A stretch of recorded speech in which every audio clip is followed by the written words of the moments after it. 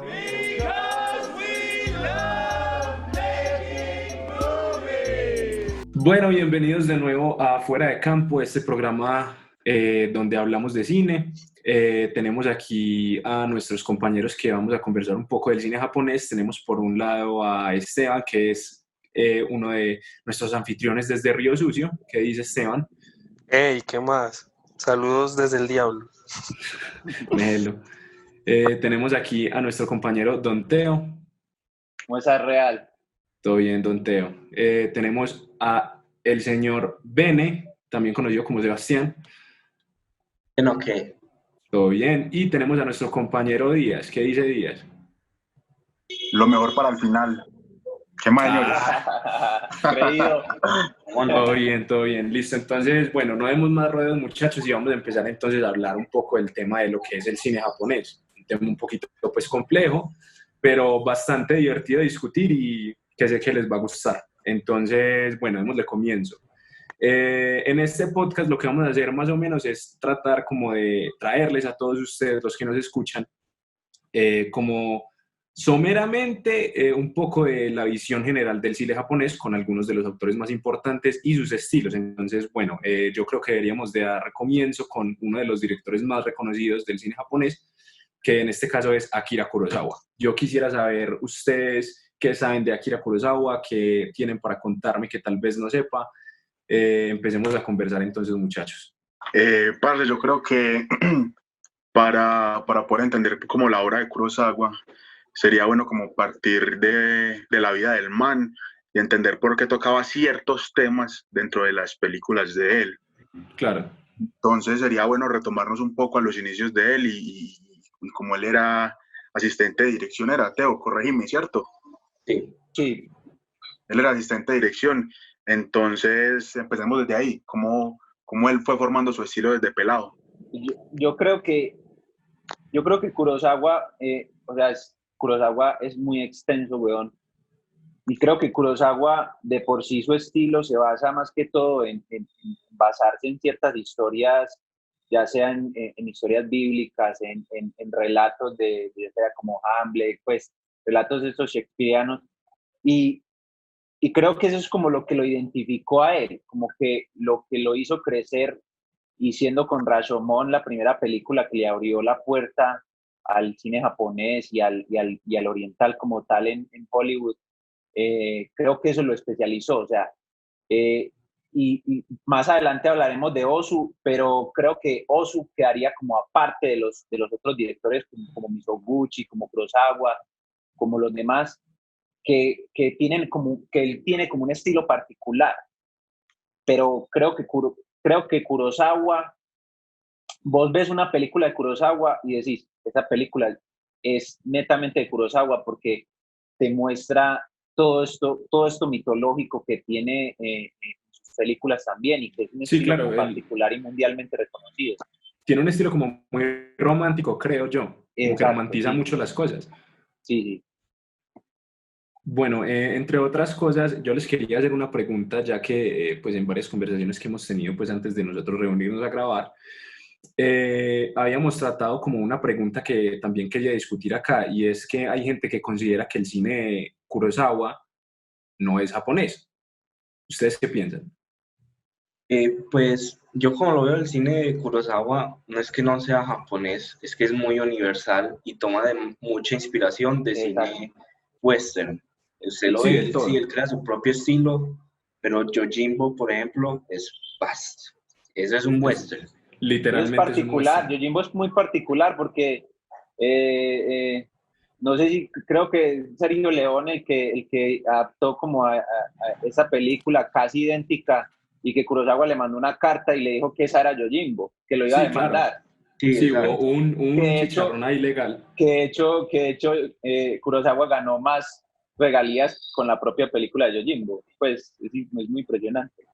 Sí, claro. Sí, entonces Kurosawa tiene eso de que tampoco, como estos otros dos autores que vamos a hablar, como Ozu o Mizoguchi, él no tiene, por ejemplo, en las que nos vimos para este podcast que yo vi, él no tenía como escenas de arte puramente japonés. Pues, por ejemplo, con Ozu, en Late Spring hay toda una escena que es una obra de teatro. Kurosawa no tiene nada así que es exclusivo a su cultura, es mucho más universal. Sí, claro, y se nota muchísimo en las actuaciones, es evidente, porque ahorita que vayamos a comparar los otros directores que tenemos en la lista, nos vamos a dar cuenta de que todos tienen un método actoral muy peculiar, y pues dentro de todos estos universos de actores y dentro de todo esto de reconocimiento, pues si estamos hablando de Akira Kurosawa, tenemos que hablar de Toshiro Mifune. Bueno, pues con respecto a la pregunta, yo también creo que es porque Kurosawa está muy influenciado por lecturas que seguramente hizo, pues esto ya es como una deducción que hice. Por decir, en las obras de él podemos ver mucho lo que es la influencia de la tragedia griega de Aristóteles. Por decir, en Ran, pues eso lo vi mucho en esa película. Vemos como en un inicio trata de ser la película un poco cómica, pues tal vez para nosotros no, pero puede ser algo cultural, pero ya en el transcurso de toda la película vemos problemas familiares de este señor con sus hijos, sí o no. Empieza a haber una disputa, pero yo creo que también lo más importante que uno puede apreciar ahí es esa negación ante los dioses. Se sienten abandonados los personajes por los dioses, se sienten como traicionados. Entonces yo creo que eso es algo fundamental para entenderlo.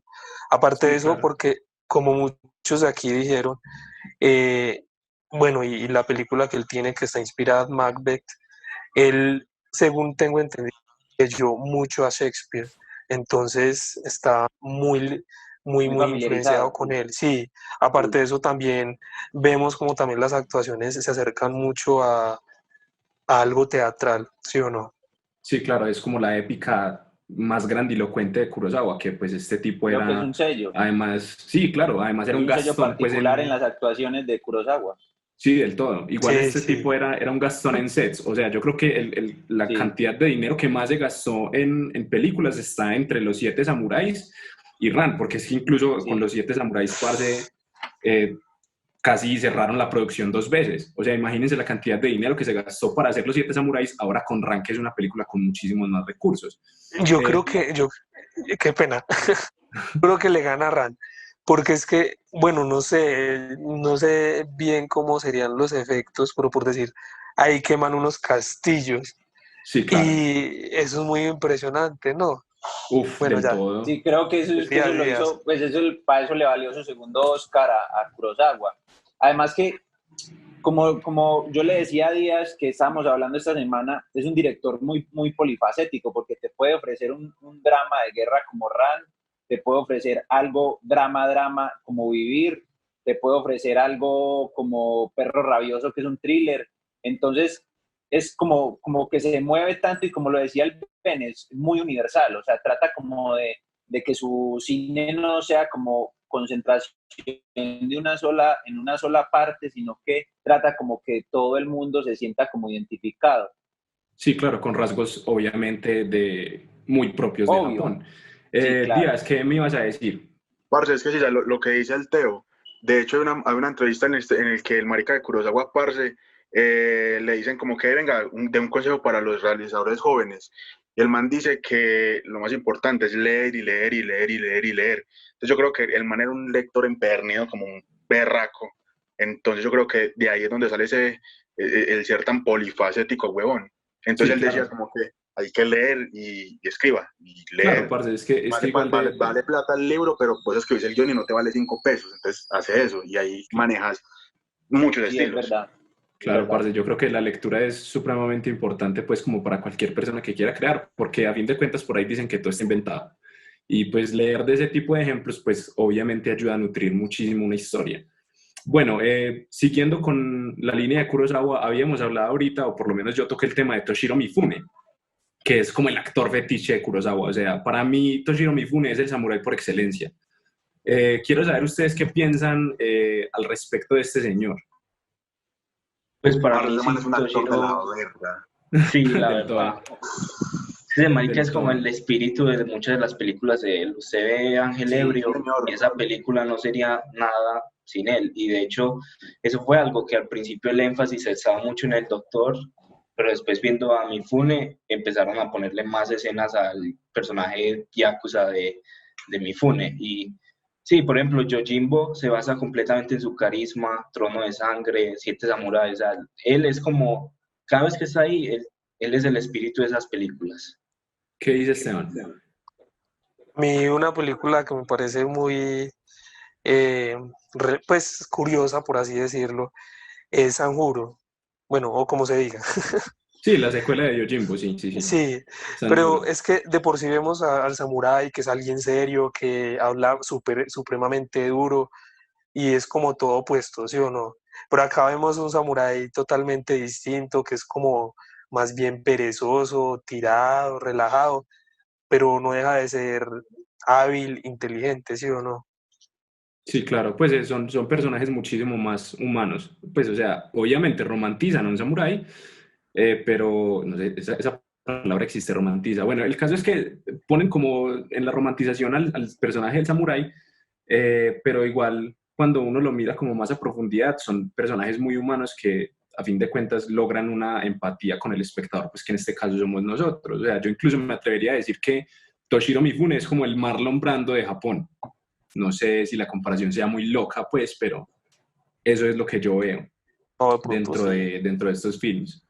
Sí, pero suena raro decir eso como que este es el tal de tal país. Pero sí, Sí, el man es un claro. actor de la hostia, weón. El man Sí, es muy obvio. O sea, yo teso. lo digo, o sea, yo lo Y digo es de como para que hecho, tengan un punto de O comparación. sea, se epa, juntaron los dos polifacéticos, pues Sí, ¿sabes? Kurosawa y Mifune, porque Mifune te puede ofrecer desde un papel serio hasta algo cómico como lo llega a hacer algunas veces Rashomon, y, y, y, y, y lo hace relajadísimo. O sea, el man es muy bueno.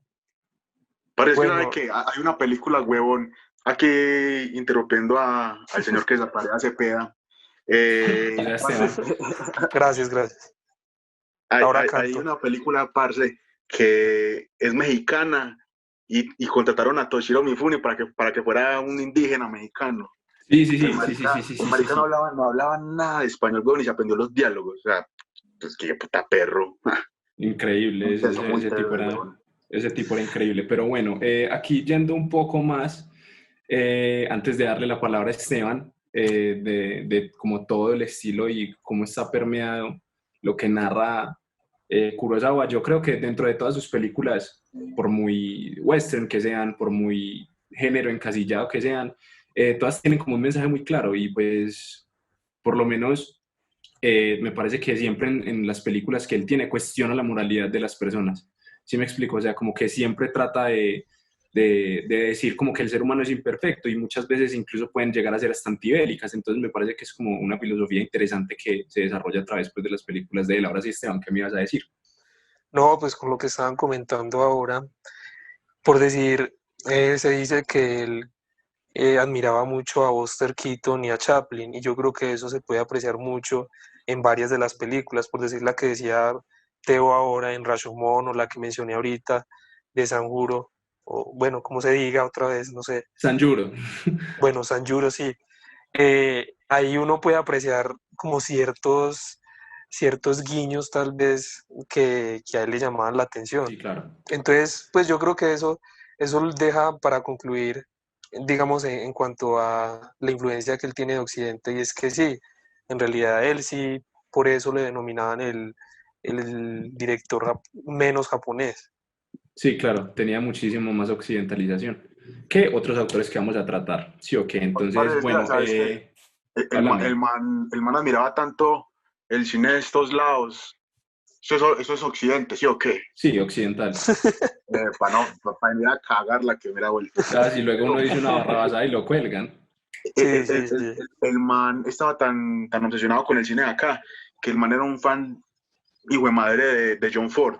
Y antes de eso, Kurosawa, él decía que la infancia de él fue como mucho bullying porque él se vestía con pantalones de colorcitos, tenía un peinado muy afeminado, no hablaban, lo jodían pues que porque era marica, básicamente pues, le Básicamente. decían señor Gominola, algo así. Y entonces él en un encuentro conoció a John Ford y cuando lo vio, huevón, empezó a cambiar de ropa y se vestía parecido a John Ford cuando iba a rodar en las películas, pues muy mera figura. Qué figura, un personaje muy, muy particular. Kurosawa y pues indudablemente un genio de la narrativa pues audiovisual. ¿Qué dice el Bene? Tú lo que dijiste de los temas de las películas de él que son como antibélicas, yo creo que es interesante porque hay como un cambio de su opinión sobre eso. Todas son antibélicas, pero yo diría que Los Siete Samuráis es muy optimista. Sí, del todo. O sea, tiene cosas fuertes, pero al final de la película uno se siente bien, o sea, porque sí, salvaron la aldea, se murieron como 4 de los 7, pero la salvaron. Mientras que Ran y Trono de Sangre muestran ya como otro lado mucho más triste y nihilista y deprimente sobre cómo el ser humano es bastante salvaje y estamos perdidos, sobre todo en Ran, que es sí, una tragedia muy fuerte. Paréntesis, parce, en Ran, maldita sea, o sea, la vieja que manipula, coño, la odio con mi vida. Bueno, fin de paréntesis ya. Quería expresar eso, no me lo puedo Pero lo dejar. hace muy bien, lo hace muy bien. Del Pero lo todo, no hace es que muy lo es bien, o sea, espectacular, y por eso mismo la odio. ahí se puede tomar como la fe fatal también, ¿no? Sí, claro, del todo, esa es la imagen de Femme Fatal. Bueno, yo creo que ya para clausurar a Kurosawa, dejamos esto hasta acá y pasamos a otro director muy, muy interesante que es Kenji Mizoguchi, ¿cierto? En lo personal me parece que es un creador de drama del carajo y alguien que tiene un manejo del lenguaje audiovisual magistral. ¿Ustedes qué creen? Yo quiero escuchar su opinión. Es el amor de día. ¿Qué? No, a ver, No, yo, Mi amor, sos vos, Teo. Uh, No, perro, ¿sabes qué? Tranquilo. Buscando información de Mizoguchi, parce, me encontré algo muy, muy peculiar, huevón, y es que él tiene unas tomas muy largas, ¿cierto? Y uno piensa, bueno, debe ser su estilo, que es algo muy contemplativo, pero el man decía que la principal razón por la que él hacía las tomas tan largas era porque él odiaba el montaje. A él le parecía que el montaje construía el cine, que no tenía sentido coger pedacitos, o sea, que no tenía sentido una escena, rodarla en pedazos y pegarlas porque eso mataba la emoción. Entonces, pues me parece muy peculiar eso, que no lo dice cualquier bobo, es Mizoguchi, el man habla desde lo alto, pues. Sí, claro, ¿no? Y sabe que yo comprendo la razón, porque si miramos al superintendente Sancho Parce, o sea, la manera de crear emotividad en esas tomas tan largas, o sea, para que no solamente se sostuviera la actuación, sino para que el sentimiento en general y la vibra y la atmósfera se mantuvieran, parce, me parece que es brutal, o sea, el tipo Además, es un creador de drama genial. los fuera de en el Intendente Sancho también son impresionantes porque cuando yo me la vi, cuando le van a cortar los talones a la madre de los dos hijos, pues Personas principales, de sí, las sí. de los dos personajes, pues o sea, inmediatamente me dio como un calambre, o sea, pero es que es impresionante porque te hace como, o sea, el director utiliza también muy poca banda sonora. O sea, es muy particular porque te atrapas con el silencio. Entonces, ese silencio hace que sea mucho más impresionante que fuera de campo. Sí, claro, del todo. O sea, por eso te digo, el tipo tiene un manejo magistral del lenguaje audiovisual. ¿Qué dice Esteban? bueno, pues ya como dato que traigo aquí, él cuando estaba muy niño, pues su familia tenía un negocio y el negocio pues fue un fracaso total. Entonces él tenía una hermana y su papá como por tratar de solventar las deudas que tenía y todo, la vendió a una casa de geishas. Entonces yo creo que aquí, pues eso es muy importante porque digamos en la vida de Oharu uno empieza a entender qué es la vida de una mujer, digamos en cierto tiempo de Japón y, o sea, todo lo que le ocurre a esta muchacha es una cosa, pues, que uno no No, dice, es una tragedia. sí, Del uno todo. dice, ¿qué más le No, es falta una por tragedia pasar? completa. Sí, No, claro. Sí, parce, es como... Si eso estuviera pasando en la actualidad, solo le faltaría que le pasara el metro por la autopista. sí, yo creo O que sea, Ya, sí. no. Y es muy impresionante porque también creo que trae como o sea, digamos, la vieja esta mete en prostitución, pero, bueno, listo, la prostituta, ¿cierto? Pero es aún más en qué es lo que siente esa prostituta, qué le ha pasado, de dónde viene, para dónde va, o no, es que Es a que mí me sabe pareció que, muy pille, impresionante. algo que yo alcancé a percibir dentro del cine de Mizoguchi es que él hace un film, o sea, él hace un cine con tintes políticos muy fuertes, específicamente marcados en las clases sociales.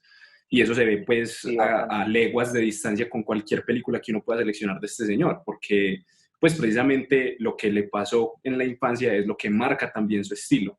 O sea, él ve como al, al marginado en Japón en ese entonces como un ser humano cuando no era visto como un humano. Entonces es supremamente interesante esa visión. ¿Qué iba a decir Ben?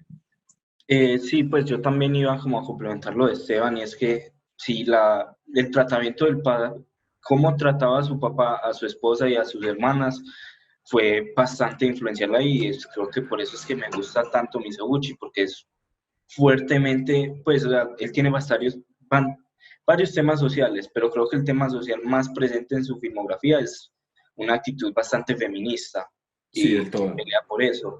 Y pues no solo en sus películas que son películas de épocas, también tiene, por ejemplo, una que me vi para complementar la vida de Haru, que es una geisha, y es sobre una geisha en la época en la que vivió Mizoguchi, y también es una crítica muy fuerte al lugar de la mujer y cómo todavía estaban atrasados para esa época. ¿No? Y incluso o sea, se traslada hasta el día de hoy. O sea, por eso son Sí, películas tan claro. fuertes, porque tratan problemáticas que todavía están vivas Están en vigentes, el mundo claro. de hoy. Sí. Qué me ibas a decir, Esteban? Bueno, pues yo creo que sí, en general todo lo que dicen ustedes, pero también creo que Misoguchi tiene como cierta, algo místico, ¿cierto? Y eso lo vemos en Ugetsu, Cuentos de la Luna Pálida, ¿sí o no? Sí. Aquí a mí o sea, hay unas partes que me parecen como todas místicas, así decirlo, y como fantasiosas. Por decir, eh, la forma en que este tipo extraña a su esposa y a su familia, Pues ¿sí o no? es que la vida, yo siento como que, bueno, espere, antes de yo hacer mi intervención sobre la vida de Haru, negríamos a Díaz sobre un comentario que iba a hacer ahorita. Díaz, ¿qué me ibas a decir? O lo dejamos pasar? No, no, ya no quiero decir nada, ya vamos a salir de este proceso. Ah, se tocó, se Hable, tocó. pues, bobo. No, no, mentira, mentira, mentira. Que hablando lo que dice el Bene, hay otra peli que también es muy del papel de la mujer en la sociedad, pues, que se llama La calle de la vergüenza, y básicamente, pues, es la calle donde están todos los burdeles.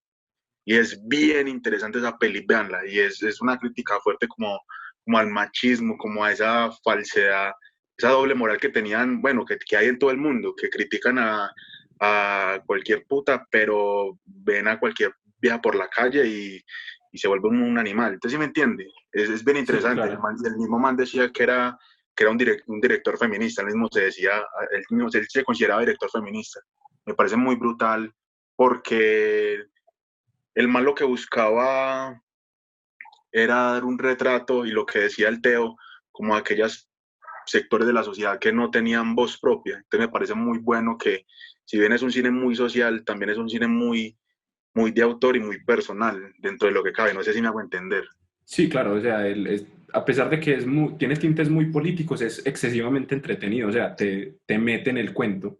Entonces, si alguien, pues, de los que nos escuchan, quiere alguna vez explorar con algún director japonés, pues ya saben que Mizoguchi es muy buena opción. Teban, ¿qué me ibas a decir? Que por decir, pues ya otro dato que tengo es que él también, o sea, yo creo que estos tres directores tienen como actores y actrices fetiche. Aquí él tiene una que se llama Isuzu Llamada y actuó, que también actuó en Trono de Sangre. Pues yo no la vi, pero por lo que estuve consultando, ahí aparece. No sé si ustedes se acuerdan ahí de la tipa esta. Eh, eh, espere, es que yo tengo como la información cruzada porque me quedé mucho con la imagen de la protagonista de Cuentos de la Luna Pálida. ¿Es la misma? No, yo creo que no. Estaban hablando la de Ugetsu, que está en Trono de Sangre, ¿cierto?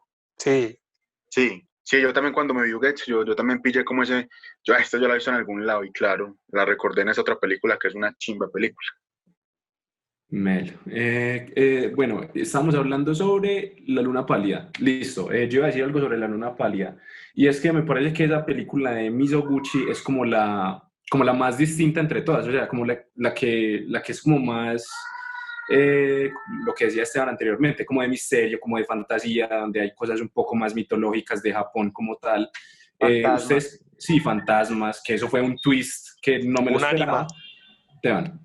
Bueno, pues sí, con lo que hablaba anteriormente, a mí me pareció muy novedoso y muy sutil esa forma en que pues el protagonista se acuerda de su mujer y es con las telas. Cuando él va a comprar unas telas, él como que siempre que va a vender sus vasijas, bueno, todas sus cosas, ¿sí o no?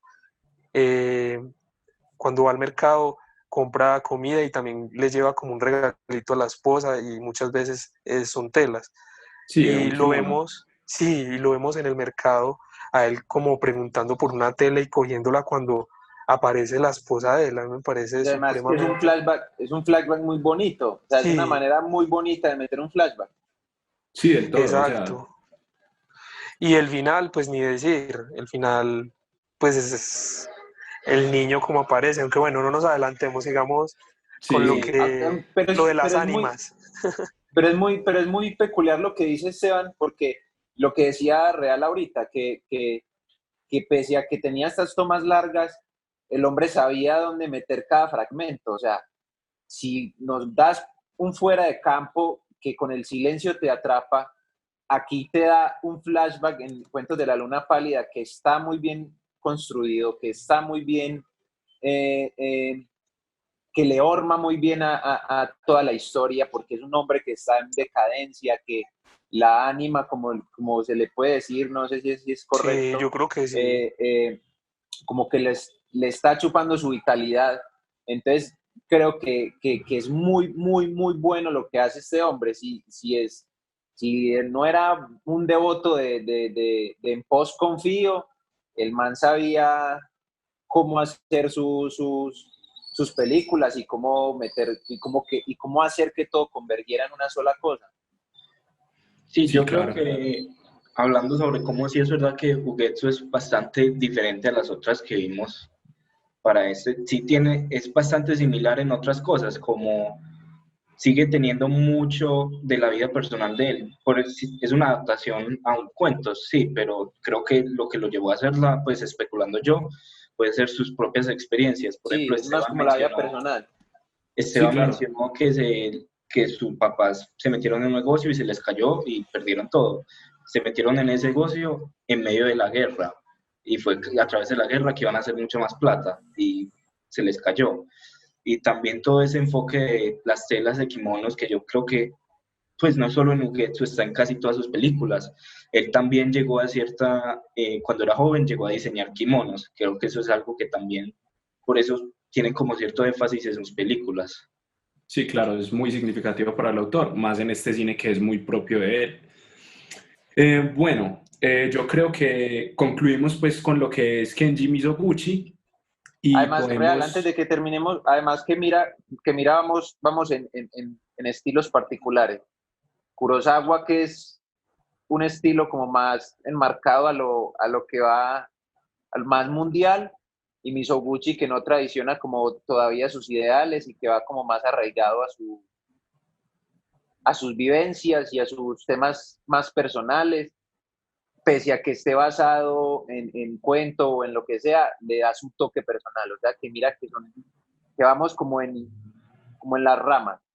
sí, claro, o sea, es que eso es lo que me parece tan interesante, parce, de analizar el cine japonés desde sus autores, que todos tienen una visión muy distinta de lo que era Japón en ese entonces. Entonces, ver estas películas de estos autores tan diferentes, tan polifacéticos, nos permite a nosotros conocer un poco más sobre lo que verdaderamente era Japón, porque pues, parce, nosotros desde este lado del mundo pues no tenemos ni idea.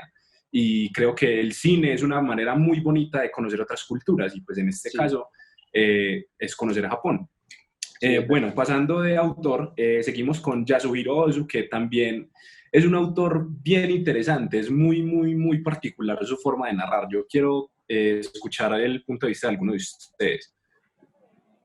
Yo quisiera hablar antes de empezar a hablar de los temas de Ozu, quiero hablar de algo muy particular que me parece que le pasó a él en su vida personal, que influyó mucho en su obra. Resulta que él empezó haciendo películas mudas, ¿cierto?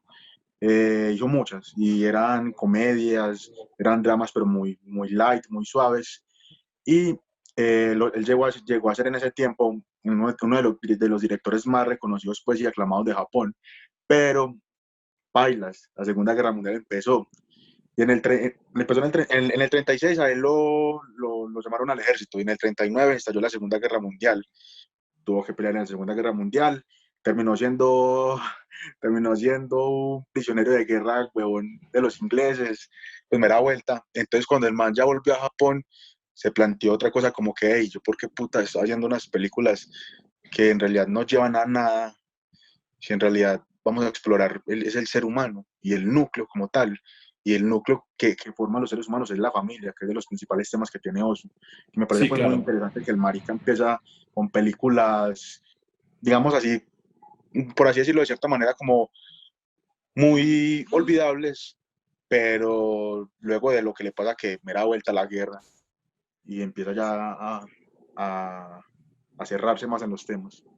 Sí, claro, no, es que yo creo que, parce, vivir uno como prisionero de guerra lo pone a pensar en muchas cosas, o sea, como comerse esa cantidad de basura lo lleva pues como a Sí, cuestionarse su propia visión del mundo, fuerte, fuerte. que a fin de cuentas el cineasta lo que hace es plasmar lo que ve.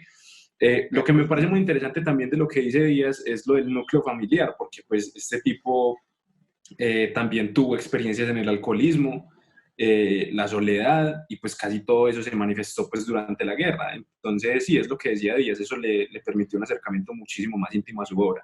Esteban, ¿qué me ibas a decir? Bueno, pues yo creo que aquí voy a ser un poco teórico, pero antes de meternos bien en lo que es este director, voy a hablar un poco de lo que son un poco eh, los géneros. Estamos hablando de estos directores.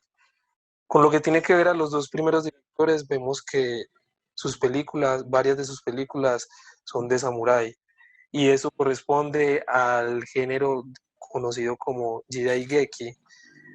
Es un desprendimiento de otro, digamos, es un subgénero, ¿sí o no?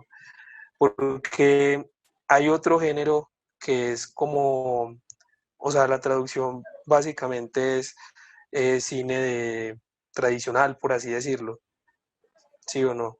Entonces, eh, ya con lo que estamos hablando de Ozu, aquí vemos un cine totalmente distinto. Aquí no vemos un cine de samuráis ni así como tan épicos, por así decirlo.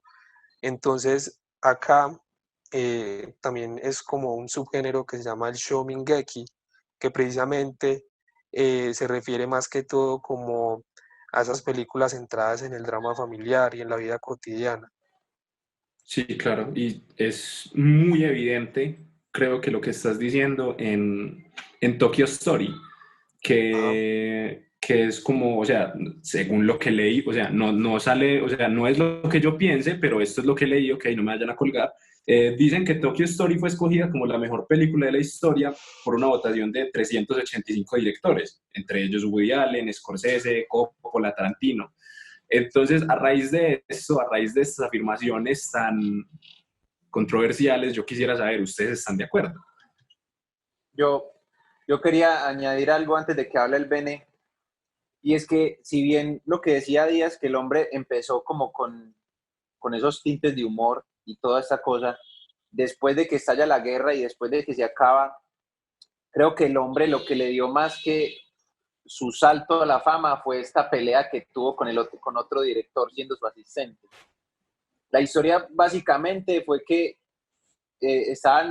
tenían un hambre tremenda y Ozu era asistente pues de ese director y estaban pues en el estudio y ya iban a comer y entonces el director se le metió y le dijo que los asistentes eran los últimos que deberían comer, que los primeros eran las cabezas y el hombre se lió a puños con ese director y el director del estudio que se los estaba rentando, alquilando, no sé cómo es, vio como potencial en él, como que tenía como esta envergadura de líder y de todo que lo acogió y eso fue como lo que hizo que Ozu fue como que hiciera ese salto como allá ser director y que todas sus historias como guionista pues convergieran como en todo esto que estamos hablando. Es decir, darse los puños funciona perfectamente para llegar al éxito. Pero hazlo, en la actualidad y verás lo que te pasa. Obviamente. No, los traques, que respeten. Esteban, ¿qué ibas a decir? ¿Qué ibas a decir? Ah, Esteban. Sí, Esteban. Sí. Bueno. Bueno. Como dato curioso, tenemos que él empezó como ayudante de foto y yo creo que eso va a ser muy influyente en todas las películas de él, porque por decir algo, y es que él maneja un ángulo de cámara muy bajo y eso fue porque quisieron poner por cosas técnicas la cámara en un trípode de un recipiente como de arroz, ¿sí o no? Como para que no se les enredara ahí los cables y todo. Entonces, desde ahí a él le empezó a gustar y lo dejó así. Aparte de eso, también creo que se sitúa mucho en cómo están todos los japoneses de por sí en el interior de las habitaciones, que son sentados en el piso. Entonces, digamos que la cámara está casi al nivel de los personajes. Sí, claro. Bene, Sí, ¿qué me de ibas a decir? hecho, pues ahí para agregar algo lo de Esteban antes de ir a Tokyo Story, que ese fue como ahí es donde se creó el plano de tatami, que es como le dicen, porque el tatami es donde se sientan los japoneses, entonces ahí es como ese estilo. Y de hecho, él una vez que un asistente de cámara le dijo, ¿y por qué no ponemos? Porque los planos, sí, como dicen, los planos de ojos son muy bajos, son hasta más bajos que el nivel de los ojos. Entonces, un asistente le dijo como, ¿por qué no los subimos a nivel de los ojos de los personajes para que estén hablando más directamente a la cámara? Y él le dijo como, sí, hagámoslo. Y él vio el resultado de ambas formas y dijo, pues no cambia nada, así que lo voy a dejar como a mí me gusta. Lo cual es como o sea, el tipo Mejor era dicho, obstinado. terco. O sea, sí, ya entendemos por qué se dio los puños con ese man. Bueno, Sí. maravilloso. Bueno, llegando ya un poco más a lo que es Tokyo Story, pues que es como este super drama familiar re trágico que te deja con un sinsabor maluco en la boca, porque siento como que las películas de Ozu también te dicen como, hey, ¿sabes qué? ¿Esperabas que esto era un final feliz? Pues no, esta es la vida real, no todo termina tan Sí, bonito como crees. además ahí en esa película particular real que hablas, es muy impresionante como el desprecio de los hijos apenas muere la madre. O sea, Sí. mira que la hija apenas, o sea, no lleva ni medio día de luto y ella ya está reclamando cosas de la madre. O sea, Uy, es muy sí, qué impresionante. piroa, O ¿no? sea, está reclamando cosas de la madre. O sea, no, además el talento de Ozu tan impresionante porque el man pues nunca tuvo como una relación formal así de casamiento ni nada y tener como este vínculo tan familiar del matrimonio, de la familia, de todos estos dramas que, como te dije ahorita, mira que estamos escalando. Este es un director que particularmente sus dramas familiares es lo que lo representa, es su estilo y es lo que lo encasilla al hombre y lo hace muy bien, o sea, particularmente lo hace muy bien. Sí, este Por man es eso, espectacular. por eso a él le dicen que es como el director más japonés. Aparte de eso, bueno, ya que estamos hablando de las películas de él, muchos dicen que él tiene una arquitectura de las casas japonesas supremamente identificado en sus películas. Sí. Y él también decía que es que a él no le gustaba rodar en exteriores, o sea, a él le Sí. gustaba era esa intimidad en el hogar.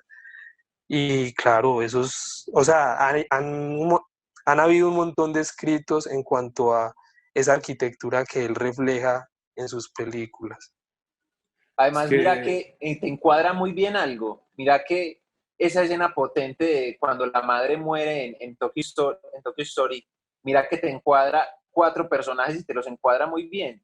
No sé si recuerdan esa parte cuando le preguntan a la cuñada por el padre y ella va a buscarlo, que inmediatamente viene la otra hija y se sienta en el mismo lugar donde estaba la cuñada.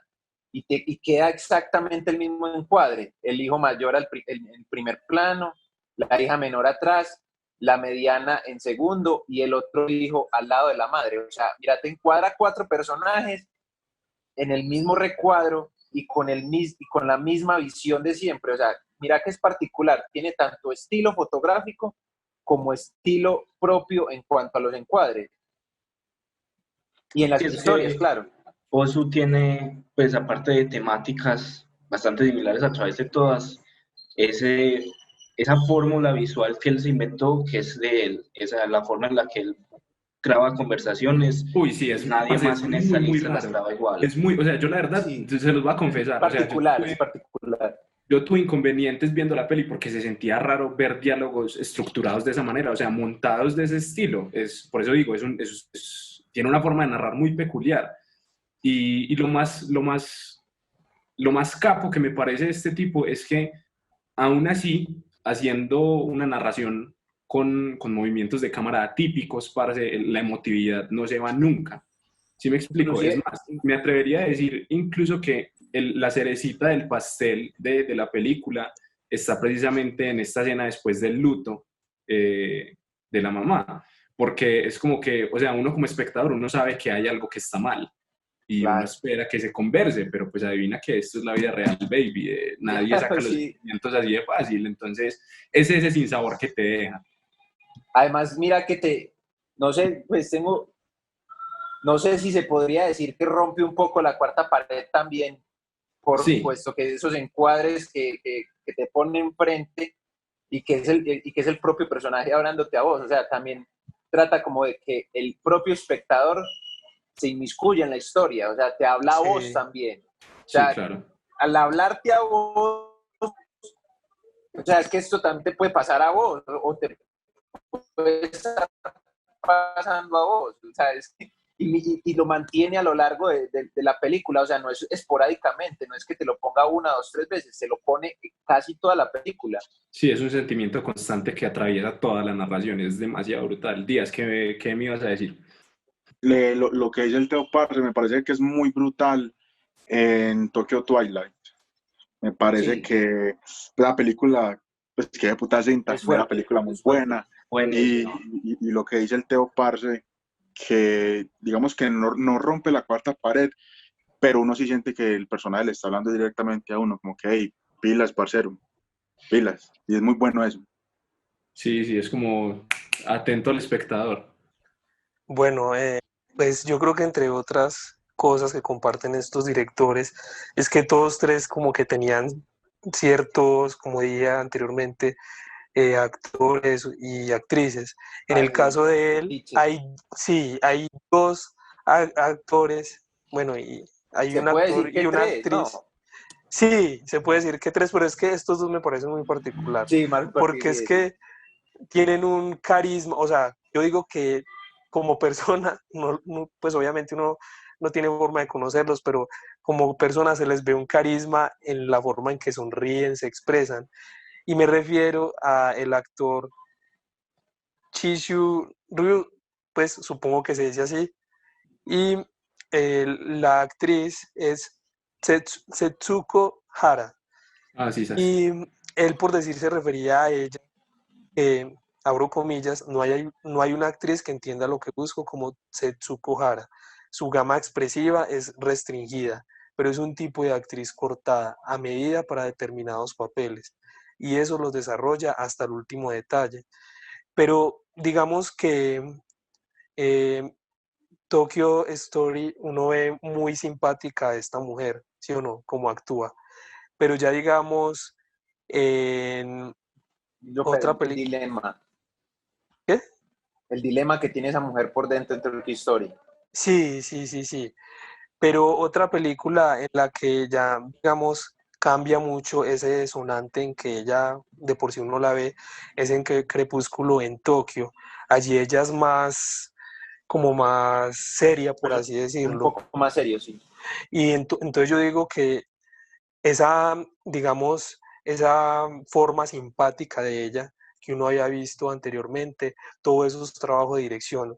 Obviamente ella es así, pero todo eso es un trabajo de dirección. Y también uno lo ve en este señor, que como digo, pues casi siempre aparece en las películas de él. Él también ya se ve como más pensativo, más reflexivo, preocupado. Sí, claro. Incluso ella dejó de actuar apenas Osu murió. Osu Ah, falleció y ella sí, dejó de actuar. eso lo iba a Ella no decir, quiso que actuar más nada. no, y aparte de eso vivió como prácticamente el personaje en Tokyo Story, que no se casó, no tuvo hijos. Sí, ella murió, creo que no tan vieja. Bene, Creo ¿qué ibas a que decir? sí, yo creo que algo interesante de la filmografía de Ozu es que, aunque todas tienen que ver con la familia, y si hay temas que se repiten bastante, como las protagonistas que no se quieren casar, pero son impulsadas por sus familias, todas tienen perspectivas muy diferentes sobre la familia. Por ejemplo, Late Spring es sobre una hija cuidando a su padre y cómo no se quiere casar por eso. Tokyo Story es sobre los abuelos y cómo reaccionan a sus hijos, cómo están ahí y como ese choque. Y Tokyo Twilight es sobre, o Crepúsculo en Tokio es sobre una hermana menor que no sabe dónde está en la vida. Y creo que, aunque son aunque todo tiene que todo revuelve alrededor de la familia, son perspectivas muy diferentes y las explora de pues, igual de bien, sí. Bueno, Les pregunto, ay, qué pena, o bueno, Hágale, eh, pregunte. voy a preguntar solamente, pero me responden. ¿Ustedes qué piensan de esa mamá en esta película de él, que es Crepúsculo en Tokio? Es que esa mamá me dejó como tan pensativo, hombre. ¿Pensativo en qué sentido? No, hágale, Díaz, ahorita les digo.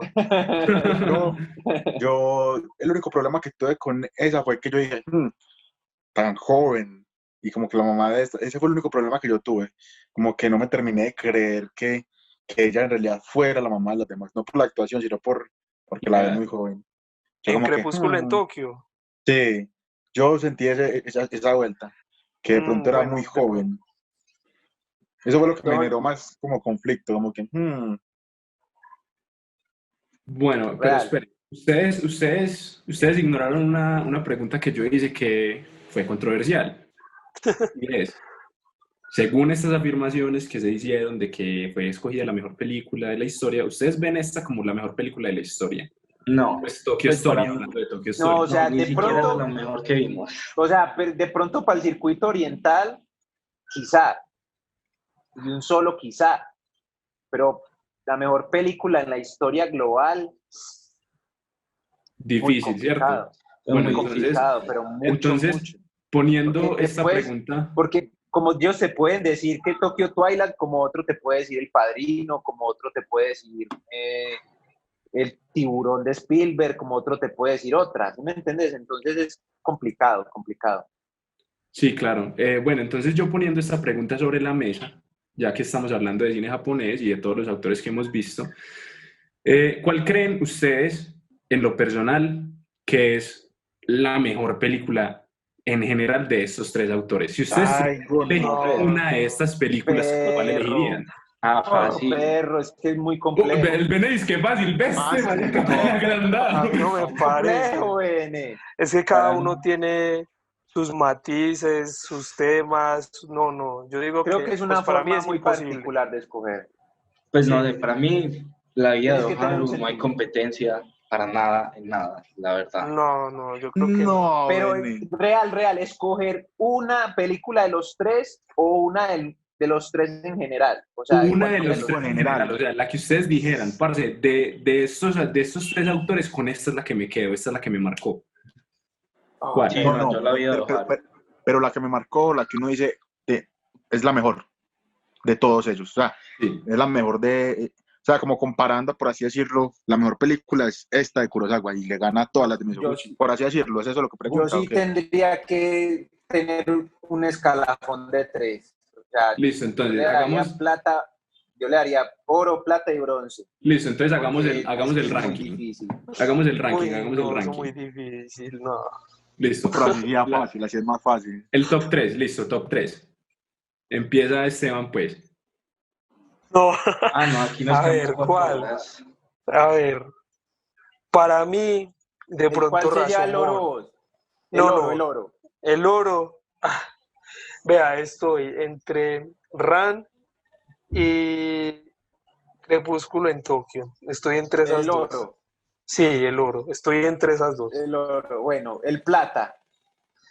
El plata, Ugetsu. Y el bronce. Sí.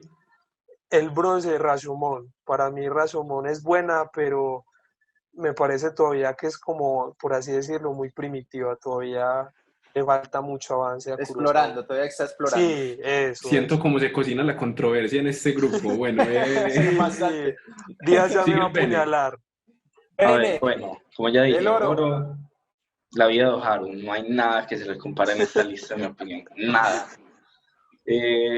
Plata, si es Ran, me parece que esa y Trono de Sangre están compitiendo para ser la mejor de Kurosawa. Y bronce, Crepúsculo en Tokio, que es la mejor que me vi de Ozu, en mi opinión, pues fue la que más conectó conmigo. Bien, perfecto. Díaz, ¿cuáles son las tuyas? Parce, oro, yo diría Trono de Sangre. Trono de Sangre. Luego, plata, Oharu. Digo, puta cinta. Y ya bronce o cobre, ¿cómo se dice? El Bronce, bronce. el bronce. Bronce. Bronce. En bronce. Yo creo que en bronce pondría a Tokyo Twilight, pero prácticamente casi llegando a plata, como porque no puedo poner dos en plata. Entonces pondría ahí a Tokyo Twilight. Melo. Teo, las suyas, papá. Yo sí creo que voy a poner a compartir puestos, pero no desde el inicio. O sea, Chaloca. Real hace preguntas, pero demasiado polémicas. O sea, y en oro para mí, o sea, en mi opinión personal, considero que la obra maestra de toda su filmografía de Kurosawa para mí son Los Siete Samuráis, que es una película que, o sea, tiene esta línea y no baja ni sube, o sea, siempre está aquí, o sea, el guión está aquí, la cinematografía está aquí y todo converge en una sola cosa, las actuaciones, las locaciones, todo, o sea, entonces para mí creo que esa se llevaría el oro.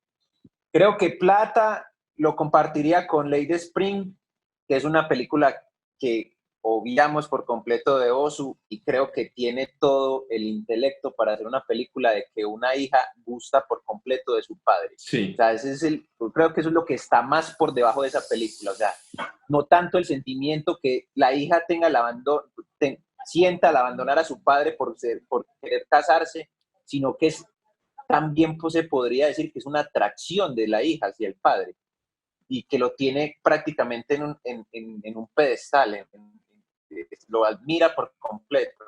Entonces creo que esa lo doy en plata y creo que plata también compartiría con Trono de Sangre y en bronce, por no dejarla, porque siento que esa película conectó con mucho conmigo y también generó un impacto, fue el Intendente Sancho. Brutal. Díaz, ¿qué Ey, vas a decir que te vi como queriendo decir algo con lo que estaba diciendo el Teo? Ahí estás levantando la mano ahorita. Parce, no, pero espere. Es que es algo que sí, quiero hablar un poquitico de Late Spring, pero terminamos acá en lo que veníamos, para poder hablar de eso, que sí tiene cosas muy interesantes esa película. Listo. ¿Iba a decir algo más, Esteban? No, pues real, faltas vos. Bueno, voy yo. Decinos. Voy yo. Ya El les oro digo, de pues, Real. ya les digo, pues, me van a dar palo. Ok, listo, bien. ¿Cuándo no le hemos dado palo a usted? Eso sí no lo sé, weón. Bueno, a ver, yo creo que el oro, en lo personal, pues el oro para mí se lo lleva Es que esto es difícil. O sea, No, hice la no. pregunta, hice la pregunta, o sea, hice la Sí. pregunta y me eché a la boca del lobo solo. Bueno, no importa. Y se quedó callado. Sí. Bueno, vea, entonces, ya, voy a colocar de oro. Yo sé que hay gente que no está de acuerdo, pero fue una película que tocó pues fibras y que pues no sé, me parece que fue significativa como en cuanto a lo personal y fue para mí la oro, parce, a pesar de muchísimas cosas, es Tokyo Story. ¿Sí o qué? Plata, yo plata sí lo tengo que compartir porque Ran me parece que es una cosa espectacular y, ay, parce, el superintendente Sancho me dejó mal. Entonces yo creo que esas dos están en plata. Y Perdón, bronce, ¿cuál fue la primera en plata, perdón? la primera de plata fue Ran y la comparto en puesto con Con superintendente Sancho, Sancho. sí. Y bronce, que es, o sea, en lo personal, parce, ustedes ya saben, a mí me fascinan los westerns, entonces para mí el bronce es Yojimbo, fijo. Entonces ese es mi top, para que no me den tanto palo. Uy, no mencionaste de los 7 samuráis, increíble. Sí, lo sé, no, es que sabe que después de que vi Yojimbo mi vida cambió por completo. Hey, Listo, ¿saben Esteban, ¿qué vas qué? a decir? Pues algo que no dije ahorita de Kurosawa y que me hicieron refrescar ahora que estábamos hablando de ellos, y es que por decir en Ran y también en un ángel, sí, un ángel ebrio, yo creo que hay algo muy particular de Kurosawa y es poner la conciencia de los personajes en la película como tal. Por decir, miren, este tipo, este señor, ¿cómo es que le dicen? Gran señor o en Ran. ¿Cómo es que llama? El líder supremo creo que era. Bueno, sí, el tipo, pues, el que es el más poderoso ahí, a lo último, cómo termina, y él lo que va diciendo, cómo se va quejando de lo que hizo anteriormente. Y miren en Un ángel ebrio, este tipo médico que ve a este otro man que es como un mafioso, Sí, lo es un yakuza. ve eso, ve todo lo que hizo mal también en su juventud en él. Entonces yo creo que también eso es algo muy importante de Kurosawa.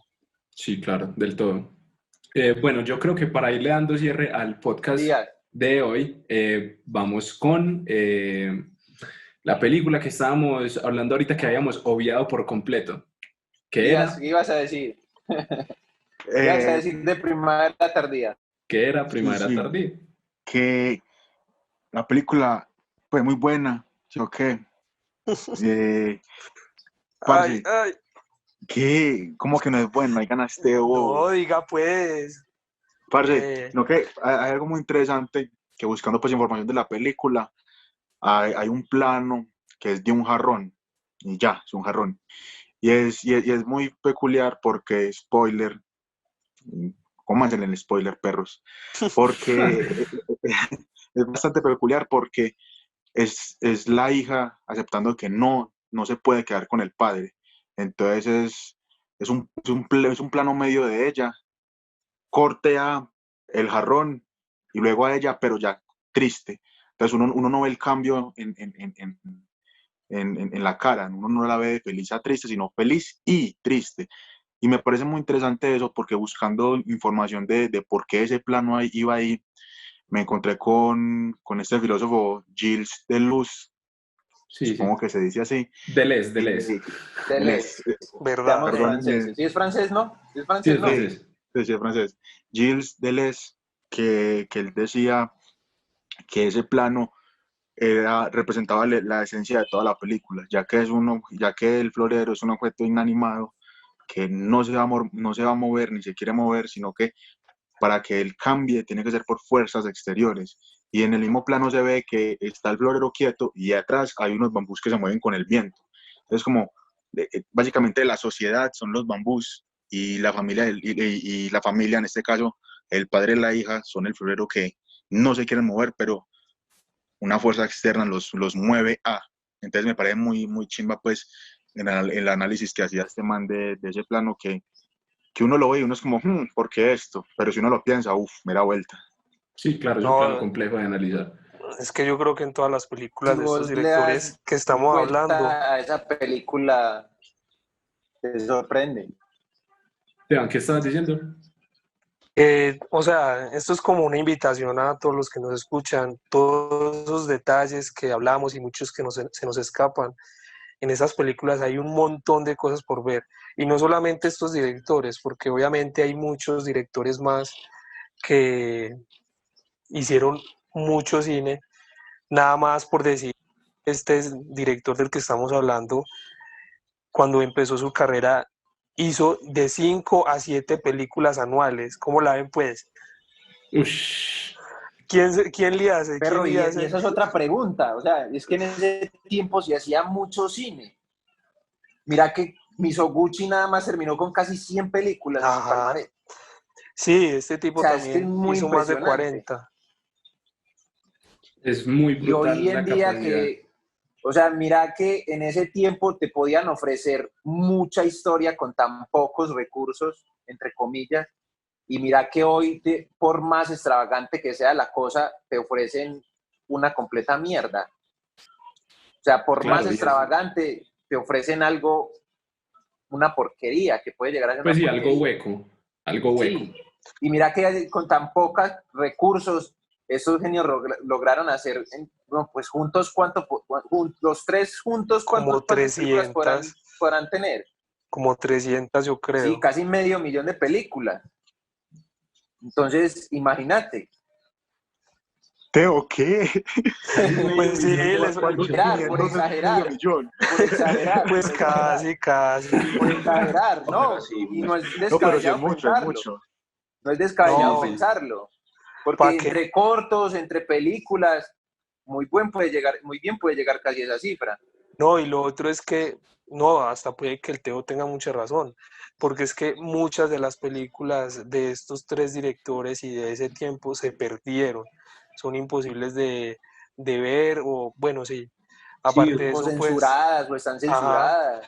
porque lo otro hay que tener en cuenta es que con la ocupación de Estados Unidos, precisamente hubo mucha censura en cuanto a hacer el cine, ya después, digamos, ese cine empezó otra vez a despertar, pero bueno, sí, esa es la ya cosa. saben Ellos pues, pasaron de censura japonesa de ellos mismos a una censura americana con la ocupación americana. Fue bastante complicado. Bueno, muchachos, ustedes saben que ha sido un placer compartir con ustedes esta conversación tan interesante sobre cine japonés. Estuvo entretenida, muy Espero, buena.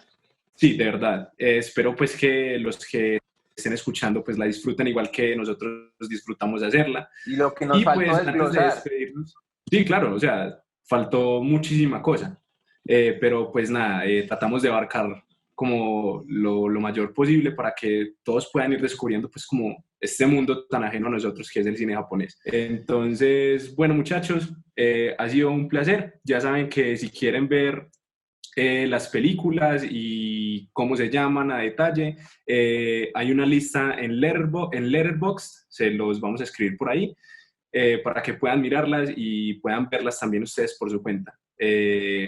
Sin más ni menos, muchachos, esto ha sido Fuera de Campo. adiós, hey, nos hablamos. un abrazo. Todo bien. Gracias, señores. Esperamos que te haya gustado mucho este episodio. Si fue así, déjanos un like y un comentario. Suscríbete a nuestro canal y activa la campana para que sepas cada vez que montamos un nuevo episodio. Síguenos en nuestras redes.